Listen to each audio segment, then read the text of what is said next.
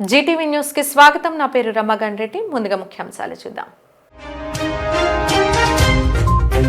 Renigunta integrated waste processing కేంద్రాన్ని సందర్శించిన CM Chandrababu రాష్ట్రాన్ని చెత్తరహిత రాష్ట్రంగా తీర్చిదిద్దడమే లక్ష్యంగా పనిచేయాలని అధికారులకు సూచన. వేపగుంట శంకర్ ఫౌండేషన్ ని సందర్శించిన స్పీకర్ అయ్యన్న పాత్రుడు కంటి వైద్యంలో ఫౌండేషన్ సేవలు అభినందనీయమని వెల్లడి.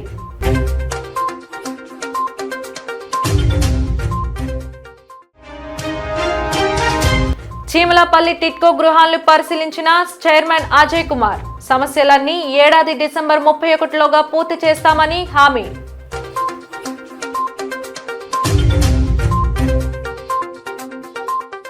చెత్తరహిత రాష్ట్రంగా ఆంధ్ర రాష్ట్రాన్ని తీర్చిదిద్దాలన్న లక్ష్యంతో ముందుకు వెళ్తున్న కూటమి సర్కార్ ఆ దిశగా ప్రయత్నాలు ముమ్మరం చేస్తుంది. అందులో భాగంగా ఈరోజు రేణిగుంటలో ఏర్పాటు చేసిన ఇంటిగ్రేటెడ్ వేస్ట్ ప్రాసెసింగ్ కేంద్రాన్ని ముఖ్యమంత్రి చంద్రబాబు స్వయంగా సందర్శించారు. ఈ సందర్భంగా అధికారులు, నాయకులు అక్కడి పనులను ఆయనకు వివరించారు. ఇక్కడ మనం వినాయక సాగర్ లో పైత్రా టెక్నాలజీ అదొక ఎస్టీపీ సార్. ఇక్కడ 50 MLD కెపాసిటీ సార్, ఇంకొక 25 MLD కెపాసిటీ ప్లాంట్ కన్స్ట్రక్షన్ లో ఉంది సార్. అది కూడా చేసుకుంటే 100% కవర్ అయిపోతాయి సార్. ఇప్పుడు ఇదైతే 100% ఆపరేషన్ అవుతుంది. ఇది ఫుల్ ఆపరేట్ అవుతుంది సార్. మన ట్రీట్ చేసిన వాటర్ ఎక్కడ పంపిస్తున్నారు సార్? ఒక 5 MLD శ్రీకాళహస్తి పైప్స్ వాళ్ళు తీసుకుంటున్నారు సార్. ఒక 18 MLD మన ఫార్మర్స్ యూజ్ చేసుకుంటున్నారు సార్. రెస్ట్ అంతా మనం వదిలేస్తున్నాం సార్. ఎక్కడ వదిలిపెడుతున్నారు అంటే ఇక్కడ చెరువులు, రివర్స్ ఉన్నాయి సార్, అందులోనే వదిలేస్తున్నాం సార్. అంటే ఆ చెరువులన్నీ ఫిల్ అవుతున్నాయా? అన్ని ఫిల్ అవ్వడం కాదు సార్, అంటే కొంచెం ఉన్నంత వరకు వాటర్ వెళ్తున్నాయి సార్. ఓకే, ఎంతవరకు వేస్ట్ కాకుండా పంపిస్తున్నారు? మనకి 25 MLD తిరుపతి నుంచి సార్ వచ్చేది. Treated water almost all reusable for cultivation or అంటే ఒక్కటి ఇక్కడ ఇష్యూ ఏంటి సార్, BOD 70-80 వస్తుంది సార్. మనకి ఇప్పుడు కొత్త ట్రీట్మెంట్ ప్లాంట్ ఇది STP and construction SBR technology smart city కింద స్టార్ట్ చేస్తాం సార్. 25 MLD అది 10 లోపల ఉంటుంది సార్. BOD దీన్ని how to do it? BOD how to reduce? మనము నేనేమంటానంటే మేము ట్రీట్ చేస్తున్నామని మళ్ళీ ఆ నీళ్ళు వదిలిపెట్టడం కాదు. Be clear. ఆ నామ్స్ ఏవైతే ఉన్నాయో you have to follow that norms. It is international city, ఇది spiritual centre. End to end solution I want to have. అవుట్లెట్కి పోయినప్పుడు అది యాజ్ సింగపూర్లో they are using for bath everything, drinking కూడా ఆ స్టేజ్లో ఉంటాయి. మీరు కూడా అది వీలో పెట్టుకొచ్చేయండి. నాకు ఏం చేస్తారో వర్కౌట్ చేయండి. టెక్నాలజీస్ అన్నీ ఇంటరాక్ట్ చేయాలి. మొత్తం treatment plant sir smart city project కింద శాంక్షన్ అయింది సార్. ఇది డ్రై వేస్ట్ ప్లాంట్ సార్, మనకి స్మార్ట్ సిటీ కింద కట్టాము. ఇది వెట్ వేస్ట్ ఒకటి కంపోస్ట్ ప్లాంట్ సార్. ఇది బయోమెథనేషన్ అండ్ PPP సార్. ఇది bio CNG plant 50 tons per day capacity sir. ఇది construction and demolition waste plant sir. ఇది 80 tons per day కెపాసిటీ. మొత్తం 290 acres ఈ క్యాంపస్ అంతా. 290 acresలో ఇక్కడ సెగ్రిగేషనే కాకుండా సర్క్యులర్ ఎకానమీ పోతుంది అంతేనా? Almost circular economy. దాంట్లో గ్రాన్యూల్స్ వస్తుంది కదా సార్, వేస్ట్గా ఇది సార్. అన్న సెట్టింగ్ చేసి ఆ సెట్టింగ్ చూపించాము. అది బోర్డు కూడా యూజ్ చేస్తుంది. మళ్ళీ ఈ ప్రాసెస్ ఇది దాని మొదలు ఇది ಯಾವ ప్రోడక్ట్ వాష్ చేస్తారు సార్. వాష్ చేస్తే ఈ మెటీరియల్లో తీసుకొస్తేనే ఈ క్వాలిటీ వస్తుంది. డర్ట్ అంతా రిమూవ్ చేస్తారు.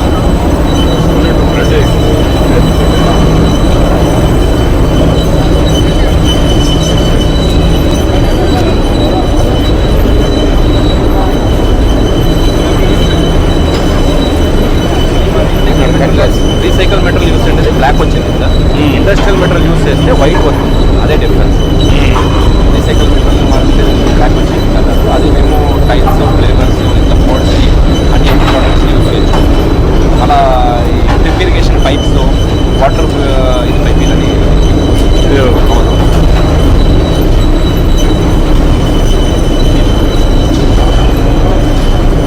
అరౌండ్ 40% పేపరే వస్తుంది సార్ మనకి.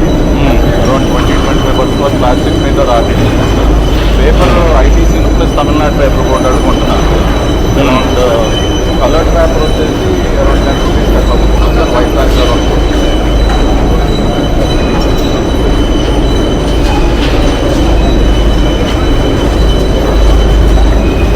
ఆలోచన తప్పు లేకుండా పీరియడ్కి తీసుకెళ్ళి అవుట్ ప్రోడక్ట్ ఉంటే బాగుంటుంది.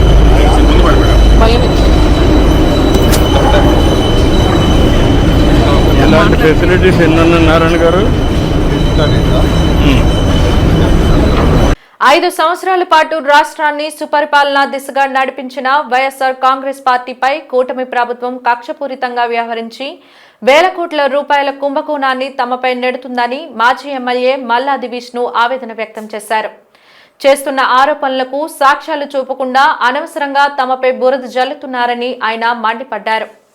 ఎక్కడైతే ప్రభుత్వం వైఫల్యం చెందిందో అక్కడ వైఎస్ఆర్ కాంగ్రెస్ పార్టీ నేనున్నాను, ప్రజలకు అండగా ఉంటాము అని చెప్పని వెళ్తున్నటువంటి తీరుని, పరిణామాన్ని గమనించి ఈరోజు ఈ ప్రభుత్వము చంద్రబాబు నాయుడు గారు, లోకేష్ గారు కక్షపూరితంగా రెడ్ బుక్ రాజ్యాంగాన్ని వైఎస్ఆర్ కాంగ్రెస్ పార్టీ మీద అమలు చేస్తున్నారు అని చెప్పని స్పష్టంగా చెప్పచ్చు. ఈ కుంభకోణం గురించి మాట్లాడి ఇది పెద్ద కుంభకోణం అని చెప్పని, 50,000 కోట్ల కుంభకోణం అని చెప్పని, 30,000 కోట్ల కుంభకోణం అని చెప్పని, 18,000 కోట్ల కుంభకోణం అని చెప్పని, ఇలా రకరకాల కథనాలతో తెలుగుదేశం పార్టీ, ప్రభుత్వము, ఎల్లో మీడియా అందరూ కూడా కలిసి దీన్ని ఒక విధంగా చిత్రీకరించి ఈ కేసు గురించి పదే విష ప్రచారం చేసి వైఎస్ఆర్ కాంగ్రెస్ పార్టీ మీద, వైఎస్ఆర్ పార్టీలో ఎంపీలుగా పనిచేసినటువంటి, ఎమ్మెల్యేలుగా పనిచేసినటువంటి కీలకమైనటువంటి అధికారుల మీద కేసులు నమోదు చేసి కక్ష తీర్చుకునేటటువంటి ప్రయత్నం చేస్తోంది అని చెప్పని ఆంధ్రప్రదేశ్ ప్రజలకి మీ ద్వారా తెలియజేస్తా ఉన్నాం. ఎక్కడైనా సరే వేల కోట్ల రూపాయలు స్కామ్ జరిగిందని చెప్తా ఉన్నారు. 50,000 దగ్గర నుంచి ఆఖరికి 2,000 కోట్ల చిల్లర దాకా రకరకాల కథనాలు వచ్చినాయి. ఎక్కడైనా మీరు డబ్బు సీజ్ చేయడం జరిగిందా అని చెప్పి సూటిగా ప్రశ్నిస్తూ ఉన్నాం.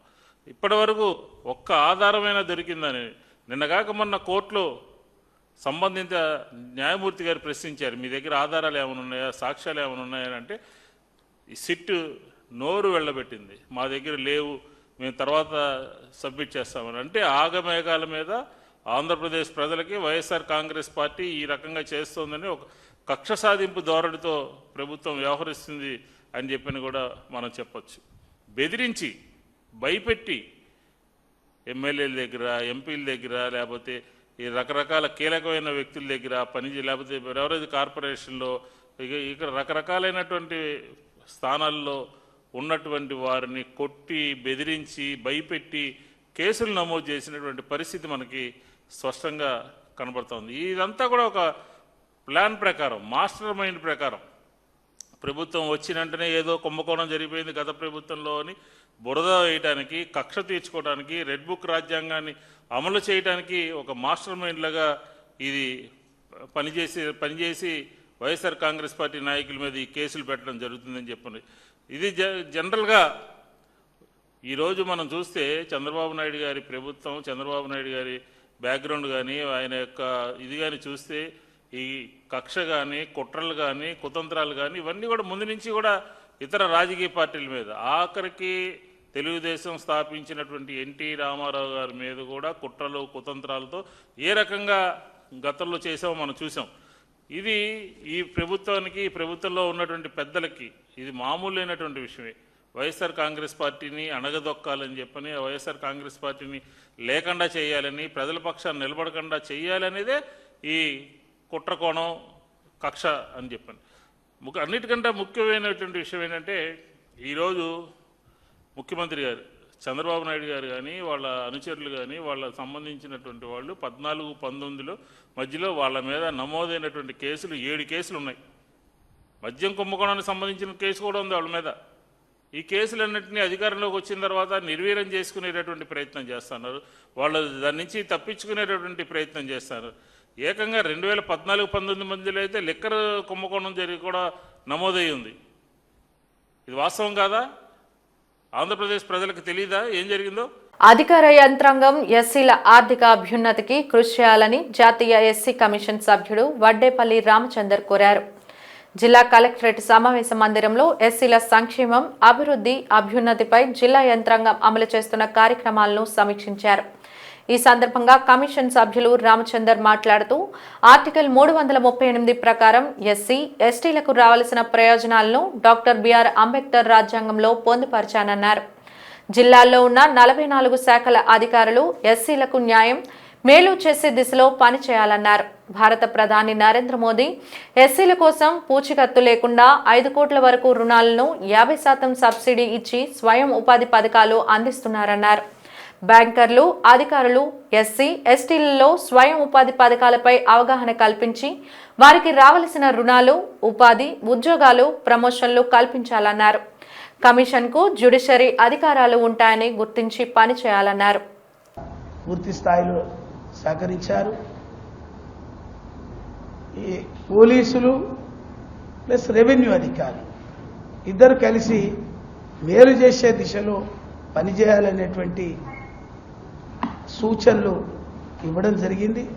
ఆ సూచనల మేరకు వారు కూడా పూర్తి సహకారం అందిస్తామని మనకు సమాధానం చెప్పడం జరిగింది. కాబట్టి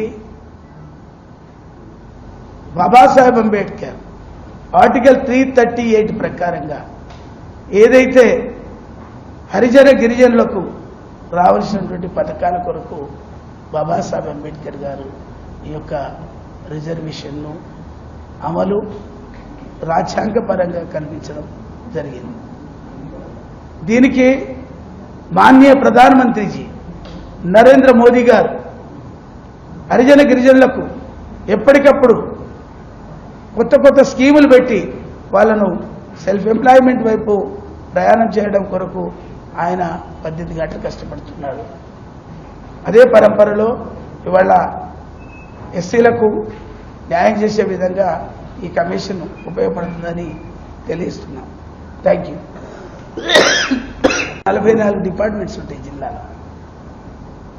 ఇండస్ట్రియల్, హార్టికల్చర్, అగ్రికల్చర్, రెవెన్యూ, ఇట్లా చెప్పుకుంటూ పోతే ఎంప్లాయ్మెంట్, హార్టికల్చర్ అన్ని డిపార్ట్మెంట్కు లింక్ ఉంటుంది. పోలీస్ అన్ని డిపార్ట్మెంట్లకు లింక్ ఉంటుంది. అన్ని డిపార్ట్మెంట్లో రివ్యూ చేయడం జరిగింది. ఇదంతా కూడా రివ్యూవే కదా, ఒక్క డిపార్ట్మెంట్ అనేది ఏం లేదు. ఒక 7 ముఖ్యంగా మీకు చెప్పాలి, 7 బ్యాక్లాగ్ ఉద్యోగాలు ఉన్నాయి. కలెక్టర్ గారు 3 నెలల్లో పూర్తి చేస్తా అని కూడా హామీ ఇవ్వడం జరిగింది. అట్లాగే మన ఆంధ్ర యూనివర్సిటీలో కూడా 21 ఉద్యోగాలు, అవి కూడా 3 నెలల్లో బ్యాక్లాగ్ వేకెన్సీస్ కంప్లీట్ చేయడానికి వారు విల్లింగ్ ఇవ్వడం జరిగింది. పెందుర్తి నియోజకవర్గం వేపకుంటలో ఉన్న ప్రముఖ కంటి వైద్యాలయం శంకర్ ఫౌండేషన్ ఆసుపత్రిని స్పీకర్ అయ్యన్న పాత్రుడు సందర్శించారు. ఆసుపత్రిలో సదుపాయాలను పరిశీలించి రోగుల బాగోగులు అడిగి తెలుసుకున్నారు. అనంతరం ఆయన మీడియాతో మాట్లాడుతూ శంకర్ ఫౌండేషన్ వారి కంటి చికిత్సలు ఒక ప్రాంతానికే పరిమితం కాకుండా పలు మారుమూల గ్రామాల్లో కూడా అందడం సుపరిణామని అన్నారు. ఇప్పటి వరకు 3 లక్షల పైగా ప్రభుత్వ బడిలో చదువుతున్న పిల్లలకు కంటి చూపు ఆపరేషన్లు ఉచితంగా చేయడం చాలా సంతోషంగా ఉందన్నారు. వాళ్లే కాక పేద ప్రజలకు చాలా వరకు మారుమూల గ్రామాలు వెళ్లి ఆ గ్రామాల్లో క్యాంపులు ఏర్పాటు చేసి ఆపరేషన్ చేయడం అభినందించదగ్గ విషయమని చెప్పారు. దాతలు ముందుకు వచ్చి ఆసుపత్రికి విరాళాలు ఇవ్వాల్సిందిగా ఆయన కోరారు.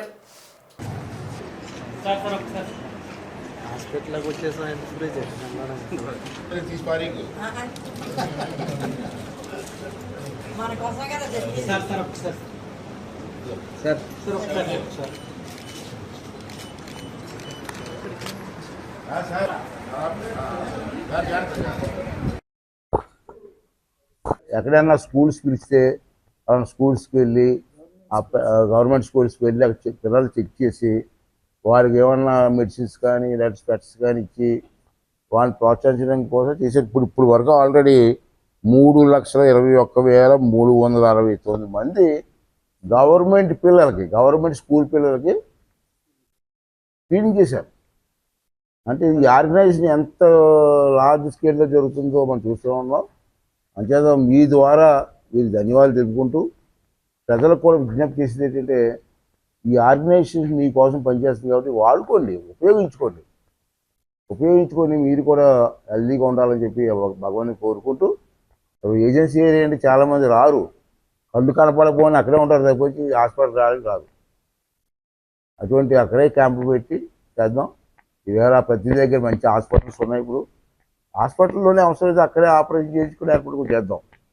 అంటే చాలామంది పెద్దలు ఉన్న వాళ్ళందరూ కూడా ఇటువంటి ఆర్గనైజేషన్స్కి మీ బ్లెస్సింగ్స్ ఇవ్వాలని చెప్పి మీ ప్రెస్ ద్వారా వాళ్ళందరినీ కోరుకుంటూ చాలా ఆనందంగా ఉందండి. నేను ఫస్ట్ టైం రావడం విన్నాను, చాలాసార్లు విన్నాను.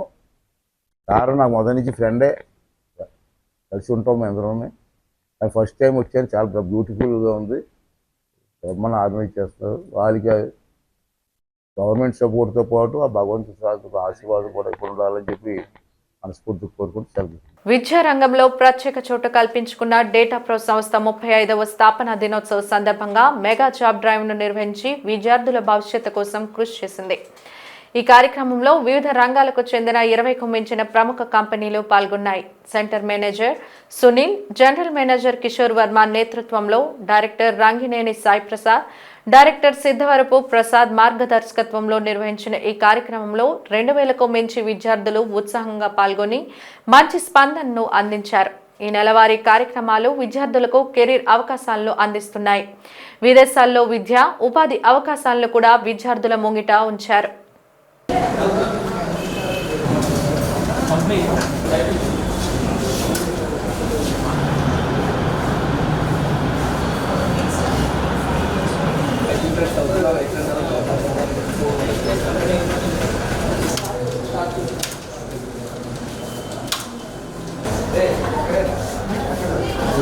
So it's a wonderful opportunity to the youth in Visakhapatnam, in and around Visakhapatnam. I'm feeling so happy to see this many students coming far from, coming all the way from different places in and around Visakhapatnam to utilize the opportunity.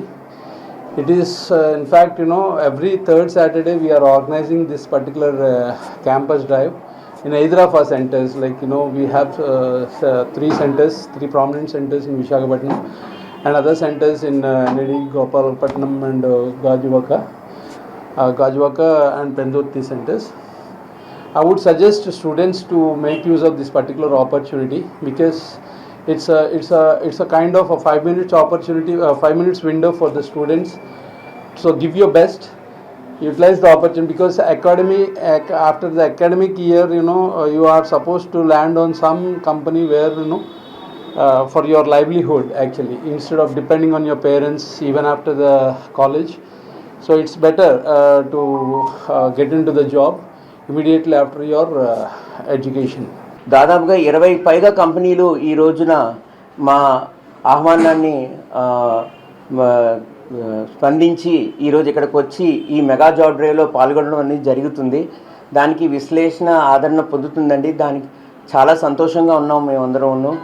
విద్యార్థులందరూ కూడా పలు చోట్ల మా sir చెప్పినట్టుగా ఒక విశాఖపట్నం నుంచే కాకుండా చుట్టుపక్కల జిల్లాల నుంచి అందరూ విద్యార్థులు అనేది వచ్చి ఇక్కడ ఈ జాబ్ డ్రైవ్లో పాల్గొని వాళ్ళకి ఉద్యోగ అవకాశాలు వాళ్ళకి ఎంచుకునేటటువంటి ఈ కార్యక్రమం మేము జరపడం జరుగుతుంది. సో ఇటువంటి ఒక మంచి కార్యక్రమాన్ని ముందు తీసుకెళ్ళడానికి మాకు అన్ని విధాలుగా ప్రోత్సహిస్తున్నటువంటి మా డైరెక్టర్స్ సాయి గారికి, ప్రసాద్ గారికి మేము మనపూర్వ అభినందనలు తెలియజేసుకుంటున్నాము. ఈ యొక్క జాబ్ డ్రైవ్ మేము 9 గంటల నుంచి 5 గంటల వరకు జరపడం జరుగుతుంది. ఇప్పుడు దాకా సుమారుగా ఒక 3 నుంచి 400 పైగా విద్యార్థులు ఆల్రెడీ వచ్చారు. అది మాకు చాలా ఆనందంగా ఉంది. అయితే ఇటువంటి జాబ్ డ్రైవ్స్, జాబ్ మేళాస్ మాకు నిర్వహించడానికి మాకు మంచి ప్రోత్సాహం ఇస్తున్నట్టు మా డైరెక్టర్స్కి మరొకసారి మేము అభినందనలు తెలియజేసుకుంటున్నాము. ఆయన పవర్ స్టార్ కి వీరాభిమాని. ఆరోగ్యం సహకరించకపోయినా పవన్ జపం తప్ప మరొక జపం తెలియని నిజమైన గబ్బర్ సింగ్ అభిమాని అతలు. గాజువాక వడ్లపూడి ప్రాంతానికి చెందిన అప్పల్ రాజు ఒక దివ్యాంగుడు. ఆయన్ను దివ్యాంగత్వంతో పాటు మరో గుండెకు సంబంధించిన అనారోగ్య సమస్య చిన్నతనం నుండి వెంటాడుతుంది. రెట్రో పుల్మనరీ సిండ్రోమ్ అనే సమస్యతో పోరాడుతున్న అప్పల్ రాజు ఆరోగ్యం క్రమేణా క్షీణిస్తూ వస్తుంది. శరీరంలో రక్తం ఎక్కువైనప్పుడు అది నోటి ద్వారా బయటకు వచ్చేస్తుంది. అయితే ఈ సమస్యపై ఎంతమంది వైద్యులను సంప్రదించినా ఫలితం లేకపోయింది. ఈ వ్యాధికి ఎటువంటి ట్రీట్మెంట్, ఆపరేషన్ లేదని, బ్రతికి ఉన్నంత వరకు ఇలాగే జీవించాలని డాక్టర్లు తేల్చి చెప్పేశారు. అప్పల్ రాజు మాత్రం గుండె ధైర్యంతో ఇంతవరకు నెట్టుకు రావడం అందరినీ ఆశ్చర్యానికి గురిచేస్తుంది. ఆయన ఎంతకాలం జీవిస్తాడో తెలియదు, కానీ తుదివాస విడిచేలోపు తన అభిమాన హీరోని ఒక్కసారైనా చూడాలన్నది ఆయన కోరికగా చెబుతున్నాడు అప్పల్ రాజు. ఇప్పటికే అనేక పర్యాయాలు ఆ ప్రయత్నం చేసి విఫలం చెందాయని తాను ఎప్పటికైనా రాష్ట్ర డిప్యూటీ సీఎం జనసేన అధినేత పవన్ కళ్యాణ్ ను కలిసి మాట్లాడాలన్నదే తన చివరి కోరికగా విన్నవించుకుంటున్నాడు. అప్పటి వరకు ఆయన జీవించాలంటే వైద్య ఖర్చుల నిమిత్తం దాతలు తనకు ఆర్థిక సహాయం చేయగలరంటూ వేడుకుంటున్నాడు. నేను డిగ్రీ వరకు చదివాను. 1 to 10th బ్రెయిలీ లిపిలో చదివాను. డిగ్రీ ఇంటర్మీడియట్ అనకాపల్లి ఏఎంఎల్ కాలేజ్లో చదివాను. అయితే నేను ఒక దివ్యాంగుడిని. దీంతో పాటు హార్ట్ ప్రాబ్లం కూడా ఉంది. ఈ హార్ట్ ప్రాబ్లం వలన నాకు ఒక 6-7 monthsకి ఒకసారి బ్లడ్ పడుతూ ఉంటుంది బాడీలో నుంచి. ఎవరికైనా కానీ బ్లడ్ కంటెంట్ 14-15 ఉంటుంది, కానీ నాకు మాత్రం 20, 18, 19 ఇలా ఎక్కువ బ్లడ్ ఉంటుంది అన్నమాట. లోపల బ్లడ్ ఫుల్ అయిపోయినప్పుడల్లా బయటికి దాన్ని పంపింగ్ చేసేస్తూ ఉంటుంది. దీనివల్ల అది పడేటప్పుడు ఒక 15-20 days నేను ఇబ్బంది పడుతూ ఉంటాను. అది అయిపోయిన తర్వాత మళ్ళీ నార్మల్గానే ఉంటారు. మళ్ళీ బాడీలో ఎక్కువైపోయిన తర్వాత మళ్ళీ అది నార్మల్గా బయటకు వచ్చేస్తూ ఉంటుంది. మరి నేను పవన్ కళ్యాణ్ గారిని కలవాలని అనుకుంటున్నాను. నాకున్న సమస్యను చెప్పుకొని ఆయన ఆర్థికంగా కానీ ఆత్మస్థైర్యాన్ని కానీ పెంచుతారని ఆశతో పవన్ కళ్యాణ్ గారిని కలవాలని, ఆయనతో మాట్లాడాలని నా ఆశ మీ ఈ ఛానల్ ద్వారా తీరాలని మనస్ఫూర్తిగా కోరుకుంటున్నాను. కానీ చిన్నప్పటి నుంచి బ్రెయిన్ కానీ బాధపడలేదు నేను అలాగనేసి. కానీ ఆ ప్రాబ్లం తోడేటంటే ఆ బ్రెయిన్ ప్రాబ్లం తోడంటే గుండెలోని ఓలు ఉంది. ఆ ఓలుకి ఏంటంటే నాకు బాబుకి ఏంటంటే సంవత్సరానికి 3 సార్లు 4 సార్లు బ్లడ్ పడుతుంటుంది. కానీ ఇప్పుడు ఏంటంటే 2 నెలలకి 3 నెలలకి పడిపోవడంలోనే ఏంటంటే మేము భయపడే వాళ్ళ ఫ్రెండ్స్ అందరూ కూడా హైదరాబాద్ హాస్పిటల్కి తీసుకెళ్ళి చూపించారు. కానీ అందరూ చాలా హెల్ప్ చేసిన వాళ్ళు ఫ్రెండ్స్ అందరూ కూడా తీసుకెళ్ళి చూపించి అక్కడ బాగా అవ్వదు అన్న తర్వాత కాడి నుంచి ఏంటంటే చాలా బాధపడ్డాను. నేనేమి చేయలేని పరిస్థితిలో ఉన్నాను. ఇప్పుడు నేను కూలి పని చేసి మా బాబుని పోషించుకుంటున్నాను. కానీ బ్లడ్ పడినప్పుడు మాత్రం నాకు కళ్ళు తిరిగేసి చాలా ఆందోళనగా అయిపోయి నాకు చాలా ఇబ్బందిగా నేనేం చేయాలో పరిస్థితిలో ఉన్నాను. కానీ ఎప్పుడు కూడా నీకేమమ్మా నీకు పర్వాలేదు నేను ఉన్నాను చెప్పని చెప్తాడు. కానీ బ్లడ్ పడే ముందు మాత్రం చాలా నాకు ఆందోళన వచ్చేసి చాలా టెన్షన్ పడిపోతుంటాను. కానీ పవన్ కళ్యాణ్ చిరంజీవి అంటే నాకు చాలా ఇష్టం అమ్మా అని మాత్రమే చెప్తాడు. ఎన్నిసార్లు చెప్పినా సరే నాకు ఒకటే మాట చెప్తాడు. నేను వాళ్ళు వెళ్ళాలి కానీ సరే కలవాలమ్మా, వాళ్ళు చూడాలమ్మా అన్న మాట చెప్తాడు. ఇంకేమి నాకు చెప్పడు ఎప్పుడు కూడా. కానీ నా బాధలు అతనితోటి పవన్ కళ్యాణ్ తోటి చిరంజీవి తోటి చెప్పుకోవాలని ఉన్నారు. కానీ చిరంజీవి తోటి కలవలేకపోయినా సరే పవన్ కళ్యాణ్ సరే నేను కలవాలని చెప్తుంటాడు ఎప్పుడు చెప్పినా సరే. ఇంకా అలాగే ఎప్పుడు మాట్లాడుతావు అనేసి అంటే నాకు చాలా ఇష్టం అమ్మ, అంటే నాకు చాలా ప్రాణం అమ్మ నాకు అంటాడు. నా ప్రాణం పోయే ముందనే సరే వాళ్ళే నేను చూడాలమ్మ అంటాడు. అలాగా పరిస్థితిలో బాబు ఉండి కూడా మిమ్మల్ని చూడాలని కోరుకుంటున్నాడు. ఎందుకో తెలియదు నాకు. ఎక్కువగా ఏంటంటే పవన్ కళ్యాణ్ అంటే నాకు చాలా ఇష్టం అమ్మ, చిరంజీవి అంటే నాకు చాలా ఇష్టం అమ్మ అని చెప్తాడు ఎక్కువగా. పెందుర్తి నియోజకవర్గ శాసనసభ్యులు పంచకర్ల రమేష్ బాబు ఆధ్వర్యంలో పెందుర్తి నియోజకవర్గం జీవీఎంసీ 95వ వార్డు చీమలపల్లి గ్రామంలో రాష్ట్ర టిడ్కో చైర్మన్ వేములపాటి అజయ్ కుమార్ టిడ్కో గృహాలను సందర్శించారు. లబ్ధిదారుల సమస్యలను అడిగి తెలుసుకుని త్వరితగతిన పరిష్కరించే దిశగా బాధ్యతలు తీసుకుంటామని ఆయన హామీ ఇచ్చారు. కూటమి ప్రభుత్వ పాలనలో పేదలకు నివాసయోగ్యంగా మౌలిక సదుపాయాలతో గృహాలు నిర్మించాలని, రాష్ట్రాన్ని అభివృద్ధి చేయాలన్న ధ్యేయంతో రాష్ట్ర ముఖ్యమంత్రి, ఉప ముఖ్యమంత్రులు ఉన్నారని ఆయన అన్నారు. 2019 సంవత్సరంలో ప్రభుత్వం మారడంతో జగన్మోహన్ రెడ్డి కుయక్తులు పన్ని చంద్రబాబుకి పేద ప్రజల మద్దతు లభిస్తుందన్న భయంతో అప్పటికే నిర్మితమైన ఇళ్లను లబ్ధిదారులకు అందజేయకుండా తాత్సారం చేస్తూ వచ్చారని ఆరోపించారు. రాష్ట్ర వ్యాప్తంగా టిడ్కో గృహాల సమస్యలు డిసెంబర్ 31, 2025లోగా సరిచేయాలని అధికారులకు ఆదేశం ఇవ్వడం జరిగిందని పేర్కొన్నారు. అది అట్లా ఆగిపోయినది. 2019 నుంచి ఈ కాలనీని ఆపి కూర్చోన్నారు. అసలు ఇది కంప్లీట్ అవుద్దా లేదా? నా నియోజకవర్గంలో ఉంది. నేను దీని సంగతి నాకు క్లియర్గా మీరు చెప్పాలా. మీరు ఒకసారి వచ్చి దాన్ని చూడండి, చూసి పరిస్థితి మనం ఆలకిచ్చి మీరు నాకు అసలు విషయం చెప్పండి అంటే సరే, వేరే దగ్గర ప్రోగ్రామ్ ఉన్నా దాన్ని మార్చి ఇక్కడ పెట్టడం జరిగింది.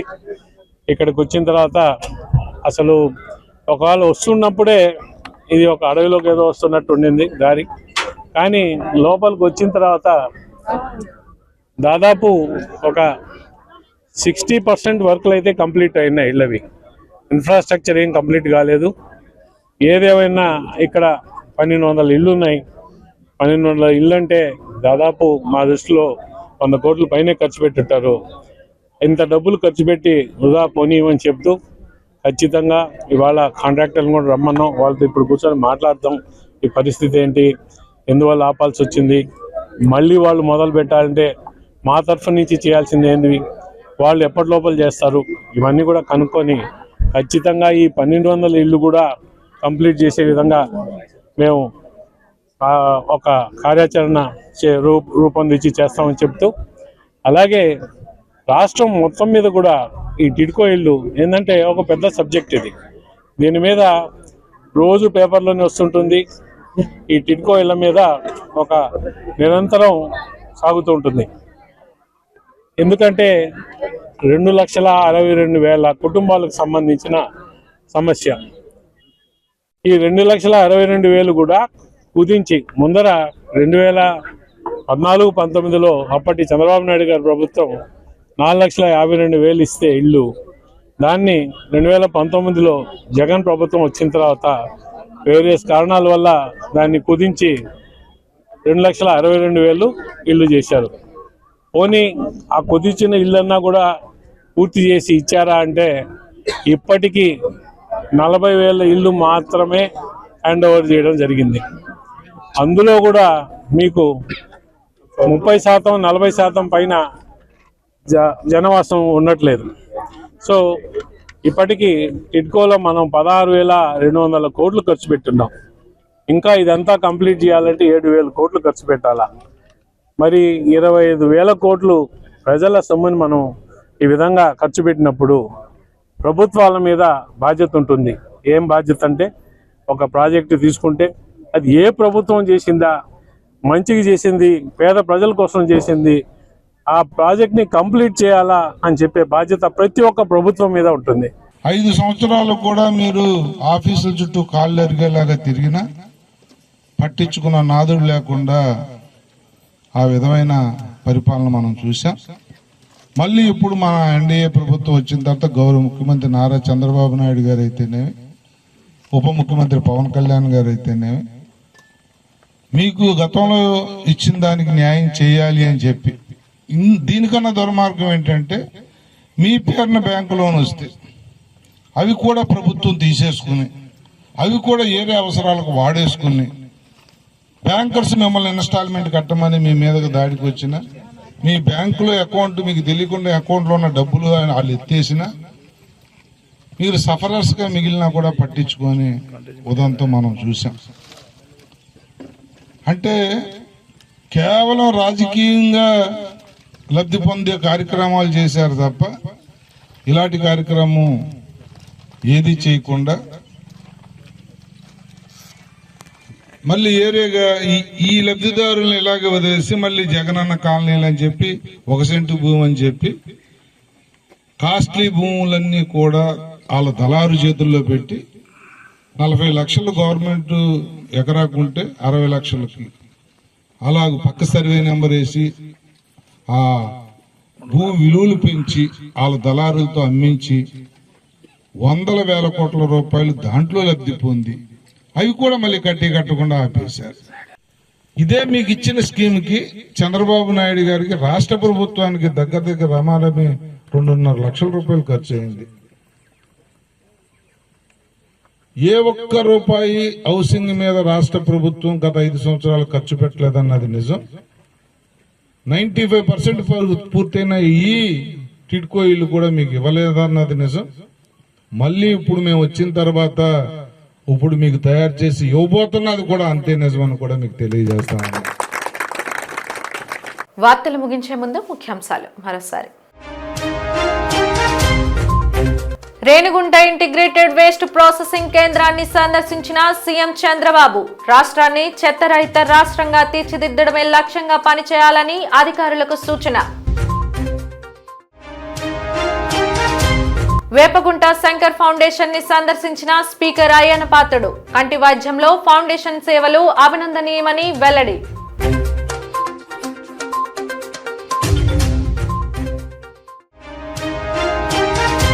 చీమలపల్లి టిట్కో గృహాలను పరిశీలించిన చైర్మన్ అజయ్ కుమార్. సమస్యలన్నీ ఏడాది డిసెంబర్ 31లోగా పూర్తి చేస్తామని హామీ.